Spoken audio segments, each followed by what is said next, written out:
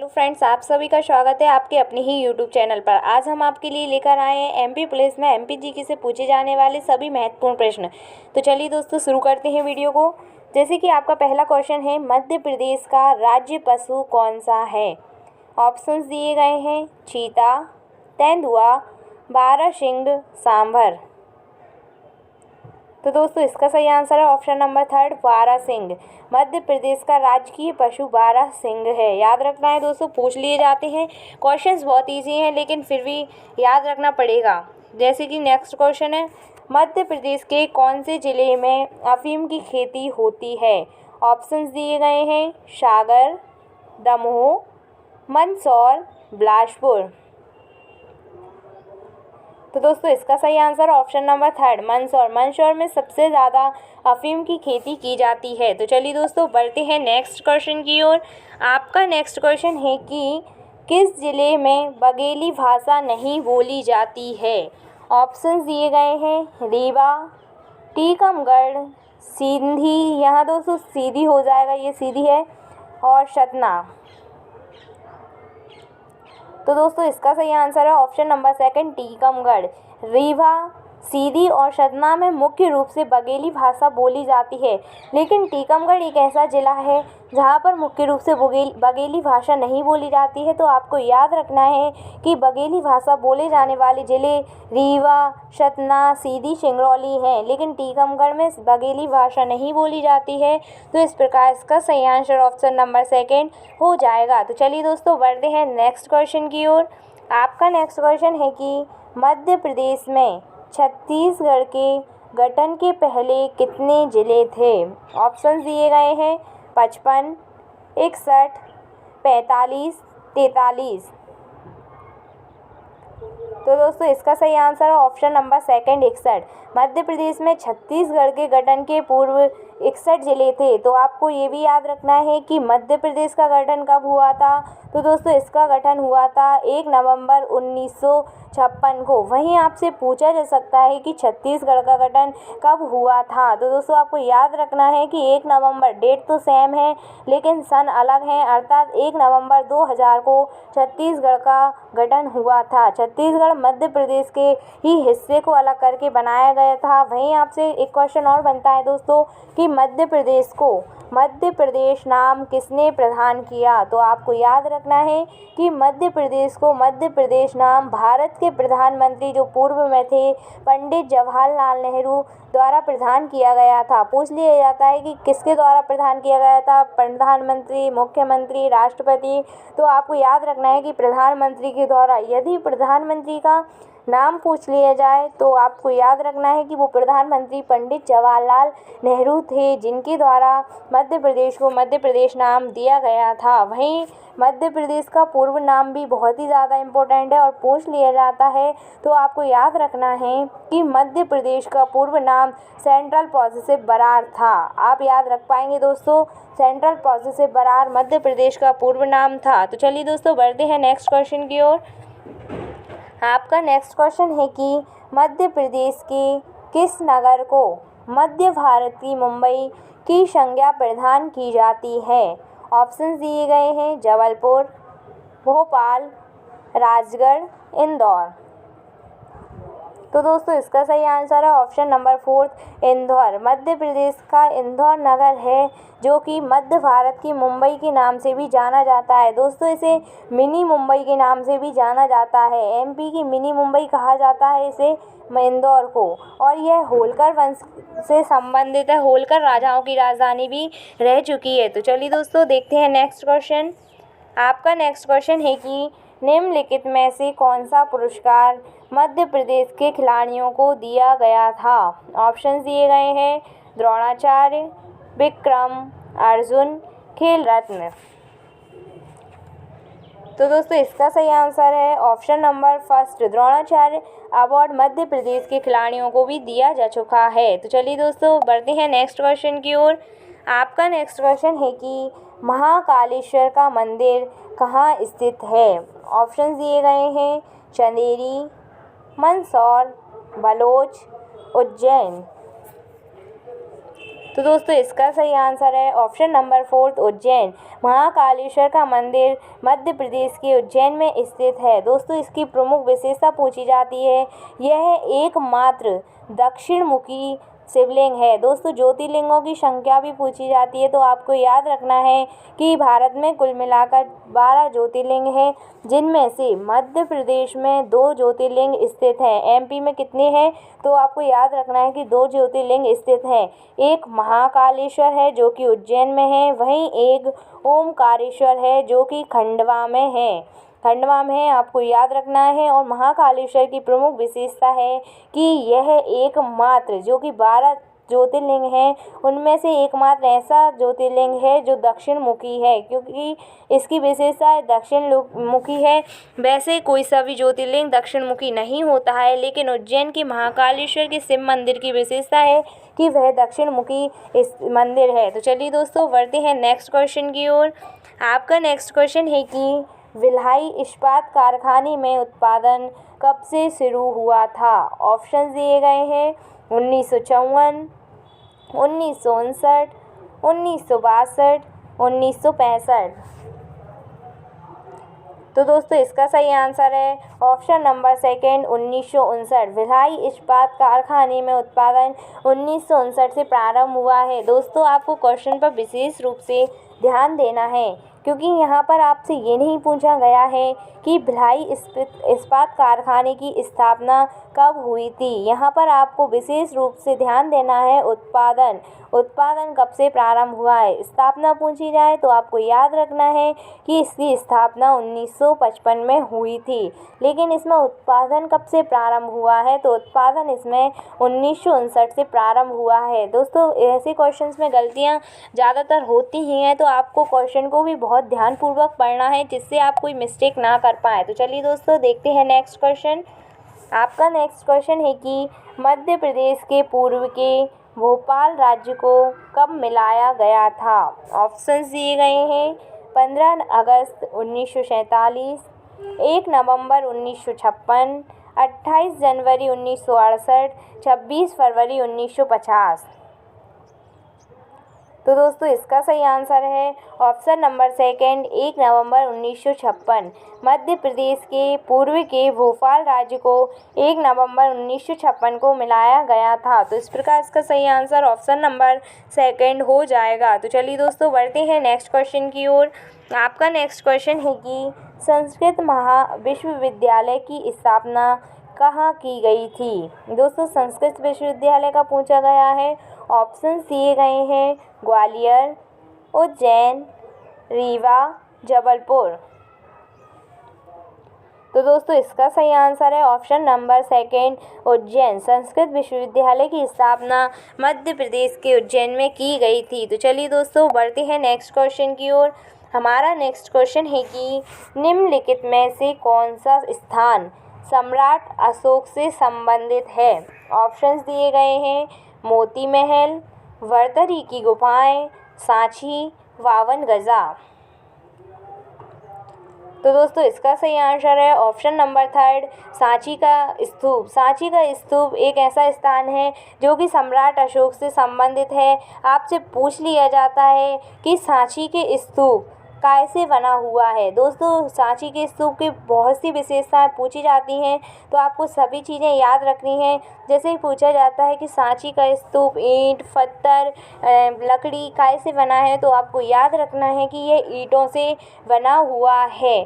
और सांची के स्तूप के जो चारों ओर परकोटा बनवाया गया था, वो किसके द्वारा बनवाया गया था, तो दोस्तों अशोक ने नहीं बनवाया था। जब उस पर जानवरों द्वारा आक्रमण करने लगा था, जानवरों द्वारा उसे नष्ट किया जाने लगा था, तो पुष्यमित्र शुंग जो कि शुंग वंश के संस्थापक थे, उनके द्वारा इसके चारों ओर परकोटा बनवाया गया था। तो आपको याद रखना है कि सांची सांची का स्तूप, जो कि विश्व का भी सबसे बड़ा स्तूप, भारत का भी सबसे बड़ा स्तूप माना जाता है।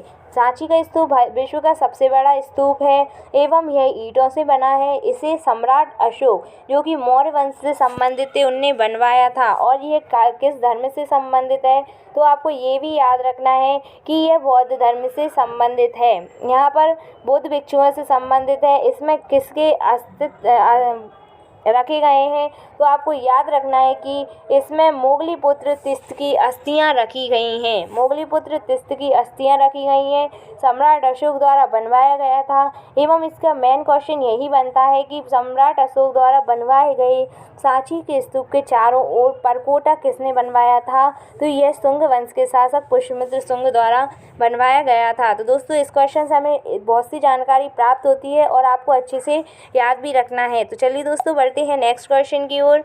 आपका नेक्स्ट क्वेश्चन है कि जनगणना के अनुसार 1991 के अनुसार मध्य प्रदेश में लगभग कितने गांव थे। दोस्तों, जनगणना से लगातार 2-3 क्वेश्चन तो बनते ही हैं, तो आपको पूरी तरीके की जनगणना पढ़ के जाना है। 1991 की भी पढ़ के जाना है, 2001 की भी पढ़ के जाना है थोड़ा थोड़ा, और 2011 के बारे में विशेष रूप से पढ़ के जाना है, क्योंकि अभी 2021 में जो जनगणना होना है उसके कारण 2011 की जनगणना अति महत्वपूर्ण है।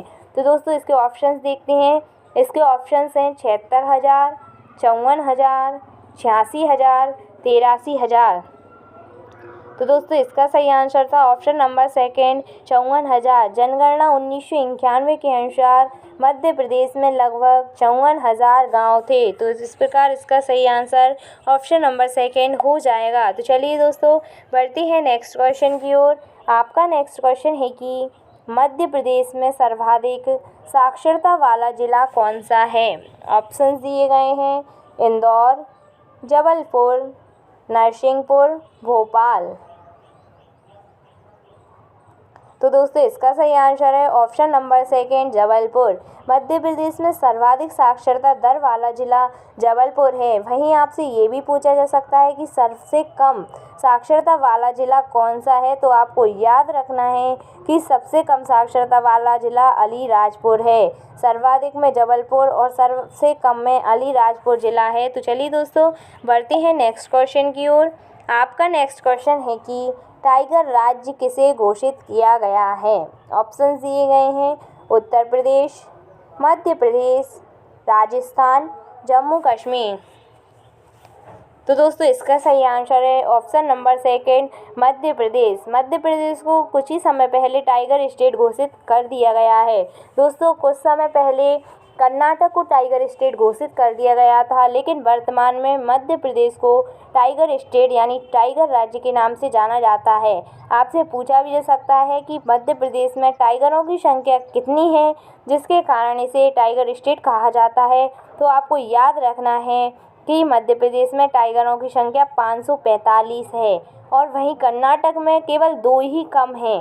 कर्नाटक में टाइगरों की संख्या 543 है। तो इस प्रकार आपको आंकड़े भी याद रखना है, और टाइगर स्टेट मध्य प्रदेश को जाना जाता है। तो चलिए दोस्तों, बढ़ते हैं नेक्स्ट क्वेश्चन की ओर।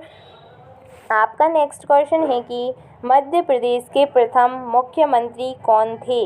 ऑप्शंस दिए गए हैं डॉक्टर शंकरदयाल शर्मा, पंडित रविशंकर शुक्ल, कैलाशनाथ काटजू, या इनमें से कोई नहीं। तो दोस्तों, इसका सही आंसर है option number second, Pandit Ravishankar Shukla Madhya Pradesh के प्रथम मुख्यमंत्री थे। तो चलिए दोस्तों, बढ़ते हैं नेक्स्ट क्वेश्चन की ओर। आपका नेक्स्ट क्वेश्चन है कि मध्य प्रदेश में संगमरमर निम्नलिखित में से किस स्थान पर अधिक उत्पादित होता है। ऑप्शंस दिए गए हैं ग्वालियर, छिंदवाड़ा, बैतूल, जबलपुर। तो दोस्तों, इसका सही आंसर है ऑप्शन नंबर 4, जबलपुर।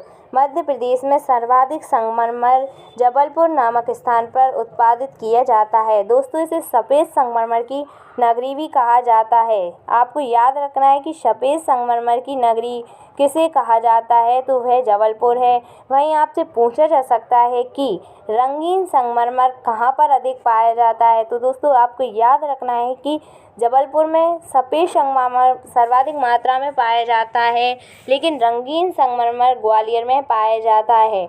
यदि दोस्तों आपसे पूछ लिया जाए कि सर्वाधिक संगमरमर कहाँ पाया जाता है और उसमें न पूछा जाए कि सफ़ेद या रंगीन, तो आपको जबलपुर टिक करना है, क्योंकि सफ़ेद संगमरमर एवं कोई सा भी संगमरमर हो, सफ़ेद संगमरमर सर्वाधिक मात्रा में जबलपुर में एवं संगमरमर भी आ जाए तो आपको जबलपुर ही टिक करना है। लेकिन उसमें यदि विशेष रूप से कहा जाए कि रंगीन संगमरमर कहाँ पाया जाता है, तो फिर आपको बिना कुछ सोचे ग्वालियर टिक करना है, क्योंकि रंगीन संगमरमर के लिए ग्वालियर प्रसिद्ध है। तो चलिए दोस्तों बढ़ते हैं नेक्स्ट क्वेश्चन की ओर।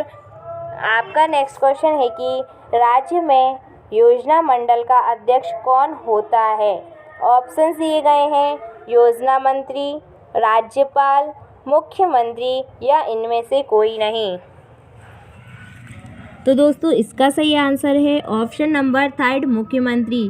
राज्य में योजना मंडल का अध्यक्ष मुख्यमंत्री होता है। आपको हमने बताया था कि योजना मंडल की स्थापना मध्य प्रदेश की स्थापना के साथ ही अर्थात 1 नवंबर 1956 को हुई थी। वहीं आपसे पूछ लिया जाए कि योजना मंडल या योजना आयोग, जो कि राज्य में योजना मंडल का अध्यक्ष कौन था प्रथम, तो आपको याद रखना है कि प्रकाश चंद्र सेठी जी इसके प्रथम अध्यक्ष थे और इसका अध्यक्ष मुख्यमंत्री होता है। तो चलिए दोस्तों बढ़ते हैं नेक्स्ट क्वेश्चन की ओर। आपका नेक्स्ट क्वेश्चन है कि मध्य प्रदेश में पुलिस संभागों की संख्या कितनी है। ऑप्शन दिए गए हैं 10, 12, 13, 14। तो दोस्तों इसका सही आंसर है ऑप्शन नंबर 4, 14। दोस्तों आपको यहाँ ये नहीं याद रखना है कि संभागों की संख्या पूछी गई है, आपको इस पर भी ध्यान देना है कि पुलिस लगा हुआ है आगे, अर्थात पुलिस संभागों की संख्या पूछी गई है। तो इसका सही आंसर ऑप्शन नंबर 4, 14 हो जाएगा। तो चलिए दोस्तों बढ़ते हैं नेक्स्ट क्वेश्चन की ओर। आपका नेक्स्ट क्वेश्चन है कि भारत के प्रमुख पर्यटन केंद्रों में खजुराहो का स्थान कौन सा है। ऑप्शंस दिए गए हैं, दूसरा, तीसरा, चौथा, पाँचवा। तो दोस्तों इसका सही आंसर है ऑप्शन नंबर 2, तीसरा। भारत के प्रमुख पर्यटन केंद्रों में खजुराहो को तीसरा स्थान प्रदान है। तो चलिए दोस्तों बढ़ते हैं नेक्स्ट क्वेश्चन की ओर। आपका नेक्स्ट क्वेश्चन है कि मध्य प्रदेश में सबसे बड़ा उद्योग कौन सा है। ऑप्शंस दिए गए हैं, लोहा इस्पात उद्योग, लाहा उद्योग, कपड़ा उद्योग, चीनी उद्योग। तो दोस्तों इसका सही आंसर है ऑप्शन नंबर 3, कपड़ा उद्योग। कपड़ाओं में भी सूती वस्त्र उद्योग मध्य प्रदेश का सबसे बड़ा उद्योग है। तो चलिए दोस्तों बढ़ते हैं नेक्स्ट क्वेश्चन की ओर। आपका नेक्स्ट क्वेश्चन है कि मध्य प्रदेश के प्रसिद्ध व्यंग्यकार कौन थे। ऑप्शन दिए गए हैं, अशोक वाजपेयी, शरद जोशी, कालिदास, विष्णु प्रभाकर। तो दोस्तों इसका सही आंसर है ऑप्शन नंबर 2, शरद जोशी। शरद जोशी का संबंध मध्य प्रदेश से है और ये भी पूछ लिया जाता है कि दोस्तों शरद जोशी कौन से व्यंग्यकार, रचनाकार, चित्रकार हैं। तो आपको याद रखना है कि ये एक प्रसिद्ध व्यंग्यकार हैं। तो चलिए दोस्तों बढ़ते हैं नेक्स्ट क्वेश्चन की ओर। आपका नेक्स्ट क्वेश्चन है कि मध्य प्रदेश में नोट छापने का कारखाना कहाँ स्थित है। ऑप्शन दिए गए हैं, भोपाल, रीवा, इंदौर, होशंगाबाद।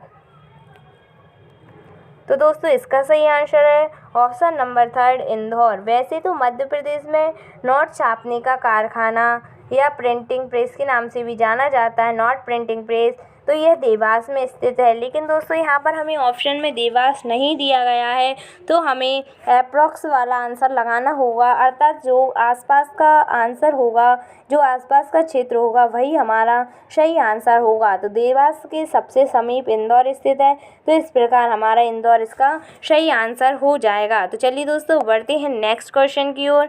आपका नेक्स्ट क्वेश्चन है कि मध्य प्रदेश में सबसे बड़ा शक्कर का कारखाना कहाँ स्थित है। ऑप्शंस दिए गए हैं, बरलाई, भिंड, दतिया, छतरपुर। तो दोस्तों इसका सही आंसर है option number first बल्लाई। Madhya Pradesh में सबसे बड़ा शक्कर का कारखाना बल्लाई में स्थित है। दोस्तों ये भी पूछा जाता है कि बल्लाई किस ज़िले में आता है, तो आपको याद रखना है कि ये सीहोर ज़िले में आता है। अर्थात यदि ऑप्शन में बल्लाई ना आए और सीहोर आ जाए और ये पूछ लिया जाए कि मध्य प्रदेश में सबसे बड़ा शक्कर का कारखाना कहाँ स्थित है, तो आपको बल्लाई सीहोर लगाना है। तो चलिए दोस्तों बढ़ते हैं नेक्स्ट क्वेश्चन की ओर। आपका नेक्स्ट क्वेश्चन है कि भोपाल की विशाल झील किस राजा ने बनवाई थी। ऑप्शंस दिए गए हैं राजा शाह, दलपत शाह, महिष्यंत, उशंग शाह। तो दोस्तों इसका सही आंसर है ऑप्शन नंबर फर्स्ट राजा भोज।